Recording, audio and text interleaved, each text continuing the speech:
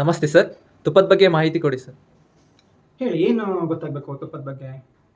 Sir, ತುಪ್ಪ ತಿನ್ನಬೇಕೋ ತಿನ್ನಬಾರ್ದಾ sir? ನಿಮ್ಮ ಪ್ರಶ್ನೆಯಲ್ಲಿ ಉತ್ತರ ಇದೆ. ತುಪ್ಪ ತಿನ್ನಬೇಕು, ತಿನ್ನಬಾರ್ದು. ಸರ್, ಹಾಗಿದ್ರೆ ಯಾರು ತಿನ್ನಬೇಕು?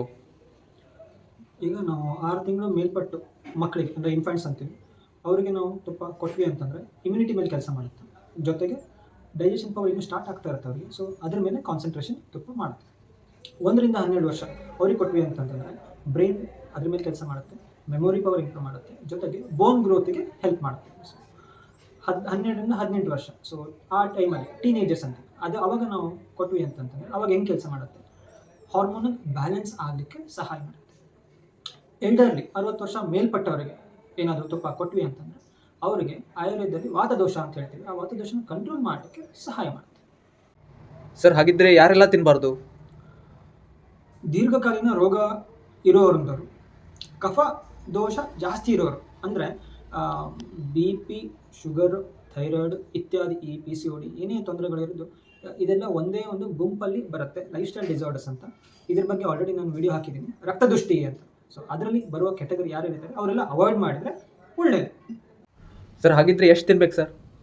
ಇಷ್ಟೊತ್ತು ಅದ್ರ ಬಗ್ಗೆ ಎಲ್ಲ ಬೆನಿಫಿಟ್ಸ್ ಹೇಳಿದೆ, ಹಂಗಂತೇಳಿ ಜಾಸ್ತಿ ತಿನ್ನೋದಲ್ಲ. ಸೊ ಅತಿ ಆದರೆ ಅಮೃತನ ವಿಷಯನೇ. ಇದ್ರದ್ದು ಕ್ವಾಂಟಿಟಿ ತುಂಬ ಇಂಪಾರ್ಟೆಂಟು.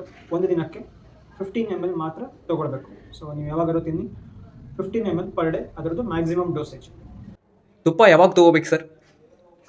ಸೊ ಇದ್ರದ್ದು ನಾನು 2 ಟೈಪ್ಸ್ ಎಕ್ಸ್ಪ್ಲೇನ್ ಮಾಡ್ತೀನಿ. ಆ್ಯಸ್ ಅ ಫುಡ್ ಅಂದರೆ ಆಹಾರ ರೂಪ ಅದೇ ತೊಗೊಳ್ಳೋವಂಥದ್ದು, ಇನ್ನೊಂದು ಔಷಧಿ ರೂಪ ಅಂತ. ಸೊ ಆ್ಯಸ್ ಅ ಮೆಡಿಸಿನ್ ಆಹಾರ ರೂಪ ಅಂದರೆ ನಮ್ಮದು 3 ಮೀಲ್ಸ್ ಏನು ಬರ್ತವೆ, ಬೆಳಗ್ಗೆ ತಿಂಡಿ, ಮಧ್ಯಾಹ್ನದ ಊಟ, ರಾತ್ರಿ ಊಟ, ಇದರೊಳಗೆ ಡಿವೈಡ್ ಮಾಡ್ಕೊಳ್ಬೇಕು. 15 ml ಪರ್ ಡೇ ತೊಗೊಳ್ಬೇಕು.